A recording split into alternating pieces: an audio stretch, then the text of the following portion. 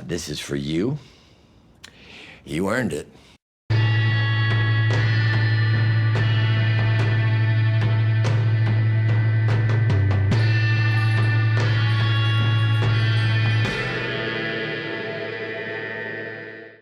Howie has so much, we have so little. Let's take him down a peg or two. Why go through this elaborate plot just to burn me to the ground?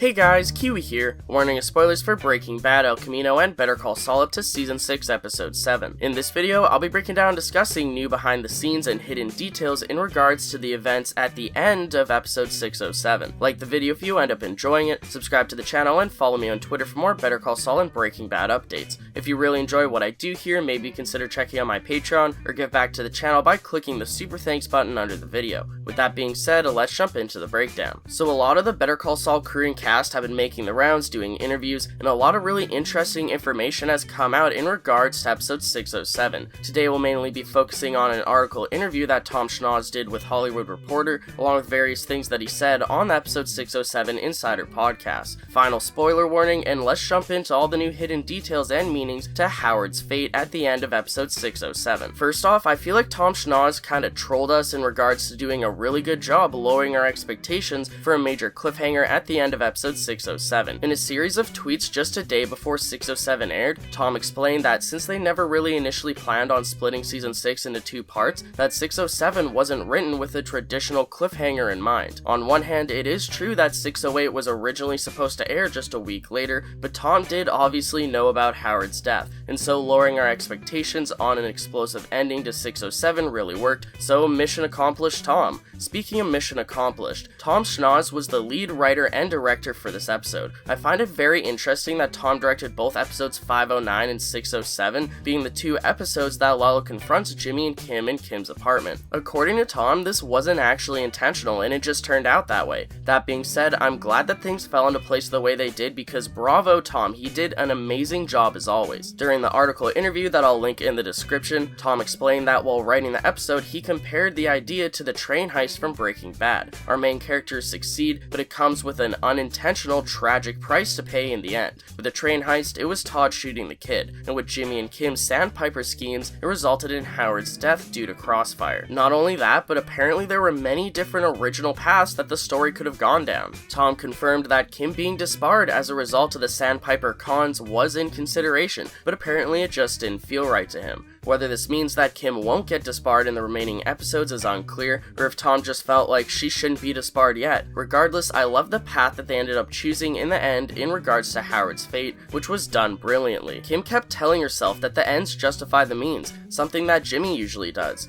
Kim told herself that she was doing everything for a good cause, her starting up her pro bono practice to help people that really need and deserve proper legal help but can't afford it. Kim wanted to play Robin Hood in a sense, take from the rich and give to the poor. Kim thought she could knock Howard over but that he'd land on his feet, and the show creators wanted to show an impactful way that proves her just how wrong she was. Kim refused to see the true consequences of what she was doing until it hit her like a ton of bricks with Howard confronting her and Jimmy and then being executed in front of them by Lalo. During the Insider podcast, Tom mentions how he felt like there had to be really bad consequences to what they were doing in order to properly resolve the progression into Saul Goodman. The collision of the two separate worlds of this show, that is the lawyer side and the cartel side, resulted in Howard being killed due to being caught in the crossfire. So the writers and creators figured that this would be the best way to have some horrible consequences to their actions. What Jimmy and Kim were doing to Howard was already something unforgivable, and then him being killed in the crosshairs of their actions really cements it. During the article interview, Tom continues to elaborate on alternate timelines that they were considering, and apparently the creators were considering having the skaters from the very first two episodes of the show return. They would have played a role in another hit scam, but this time framing Howard for killing one of them by hitting them with his car. The cut scheme would have most likely involved Jimmy stealing Howard's car still, but to record it hitting one of the skater twins. Then using movie magic, they would have swapped the skater's hit body with a fake bloody mess body double, which would have added yet another tap tally to the amount of body doubles used in Season 6. Quite the theme they were doing. This would have played perfectly into the hit and run title for episode 604, where everyone did think that we'd see a hit and run con. The Wendy con was great in its own sense, and I don't know if I would have wanted to switch one for the other, but I would have liked to see both. I would have really loved to see the skaters return. Who knows, maybe they still will during the final 6 episodes, but obviously it won't be in regards to a Howard con anymore. And the fact that Tom spilled the beans about this idea makes me think that it won't actually come to fruition.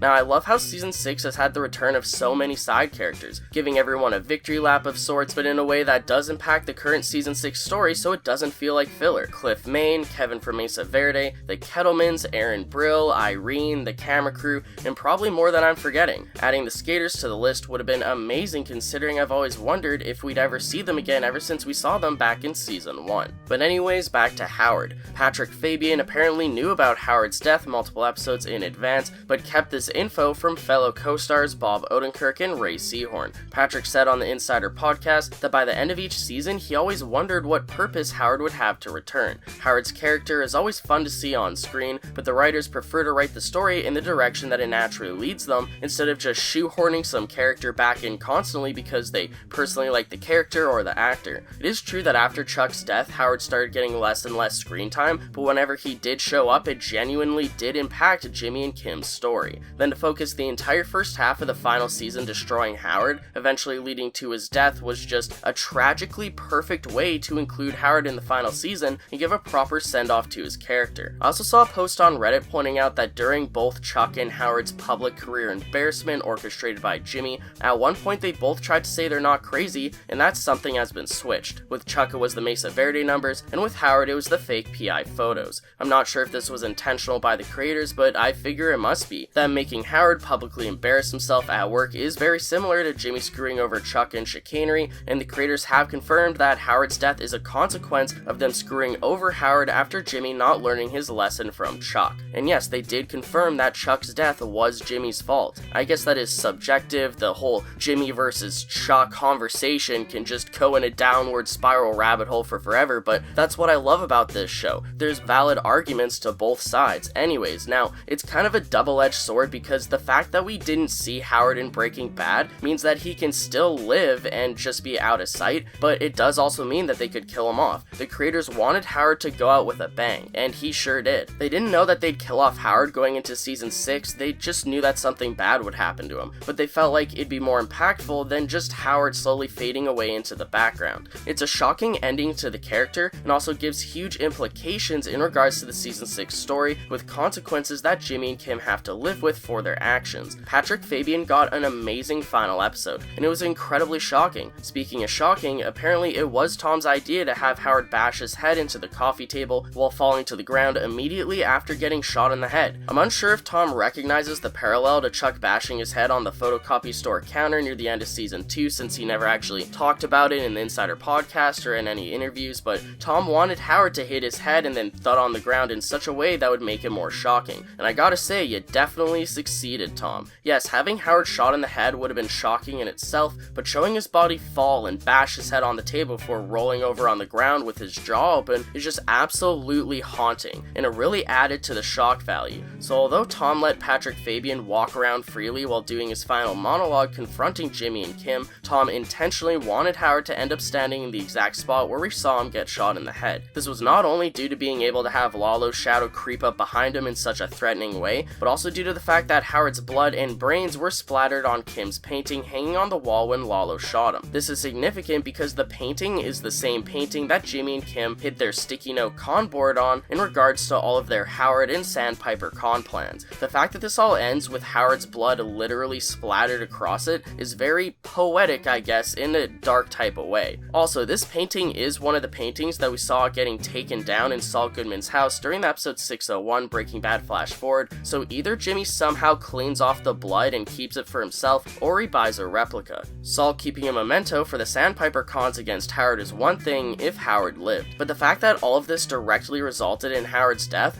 to the point that Howard's blood gets splattered across it is just so gruesome and bleak. Jimmy is known to hold on to certain items for sentimental value, whether it's Marco's ring or his world's second best lawyer coffee mug even after getting a bullet shot through it, or even, Kim's bottle stopper. It's very narcissistic and malicious for Jimmy to want to keep this painting, or buy a new one that's the same. Yes, it does remind him of Kim and the fun they had scheming, but just as I explained, there's a lot more to it. Tom said how they also considered Lalo taking Howard, Jimmy, and Kim all hostage, but the fact that he didn't know Howard made it not feel right. To keep Howard as a hostage would to give him significance that Lalo didn't know about. To Lalo, Howard was just some random guy, and a witness that needed to be silenced. Lalo killing Howard in front of Jimmy and Kim definitely worked as an intimidation tactic to show them that he's not messing around this time. The way that Lalo just instantly jumps into the next part of his plan by ending off the episode, telling Jimmy and Kim that they should talk, was just amazing and also stunning. Lalo has always been a ruthless killer, but he hides it behind a charismatic smile. It's wild the way that Lalo can just switch on and off his charisma in the blink of an eye, especially after just ruthlessly executing someone. And the fact that most of the people that we've seen Lalo kill in season 6, we never actually saw on screen. It was off screen or implied, and then we either see their dead body or not at all. So showing him kill Howard on screen in this way is just so much more impactful, because we know that it's something Lalo could easily do, but actually seeing it is something else. Lalo's smile does have metaphorical fangs, which is what makes him so intimidating. He makes you feel like he's someone you'd almost enjoy being around due to his charisma, until he randomly starts killing people, that is. Now, speaking of Lalo, although him spying on the laundry from the sewers was eerily similar to Pennywise from It wasn't actually an intentional reference. It was, however, brought up during the Insider podcast, and the cast and crew got a real good laugh out of the connection, so it's fair to say that they approve. Lalo's sewer hideout was built on stage with their production crew, and was actually repurposed from the set used for the inside of the old oil tanker that Nacho hidden from the Salamanca twins in episode 603. Now, the candle in Kim's apartment is not only symbolism for Howard's life burning away, but it also is a signifier for people arriving at their apartment. Notice that the candlelight flickers once Howard arrives, and then again when Lalo arrives. This is something that actually happens in real life due to the air pressure changing when a door opens, and it's another great signifier of Lalo arriving other than sound or just showing him. Some visual cut content on Lalo arriving includes close-ups on Jimmy's eyes opening with his pupils dilating along with a reflection in his eyes, and they also tried using a tilt lens to add a sudden jolt of focus similar to the orange juicer in season 5. They kept trying different things, but it didn't work in their opinion, so they cut it all and instead just kept it simple and did a slow motion of Lalo's shadow coming into frame from behind Howard, then cutting to Jimmy's reaction. It's very interesting that us as the audience were ahead of Jimmy but not Kim in regards to knowing that Lalo was alive. We shared Kim's shock in regards to Lalo arriving at the apartment, but Jimmy's reaction is just on such a different level due to not even knowing that Lalo was alive still, effectively seeing a ghost from his perspectives, as the creators have stated. I love the difference in Jimmy and Kim's reactions. They're the same, but different, if that makes any sense. Kim is already adjusting to defense against Lalo due to expecting him showing up one day, along with telling Howard to leave, but Jimmy is just still in pure shock, and they sold that really well, showing the different initial reactions between the two. Now, this video was just mainly focused on Howard's fate and Lalo confronting him, but in a few days I will be doing a Mediator Con Explained video where I'll be discussing everything that they planned involving the mediation meeting in 607 that publicly embarrasses Howard. I'll also be discussing Kim deciding to go down Bad Choice Road and a bunch of other videos, so keep that in mind and check back on the channel soon. Let me know what you thought about the ending to episode 607, and if there's any other hidden details that I missed, I'll be sure to mention it in my full episode 607 review. I'd appreciate a like on the video if you've enjoyed anything I've said today, and if you're new to the channel or just haven't yet already, subscribe and hit that bell notification to stay updated on when I post new content on Better Call Saul and Breaking Bad. Check out my Patreon or give a super thanks to help support the channel financially. If you got a few spare bucks lying around, it'd mean a lot, and also thanks to those who have already. But most importantly, I thank you all so much for watching, and until next time, I'll talk to you guys later. Peace out.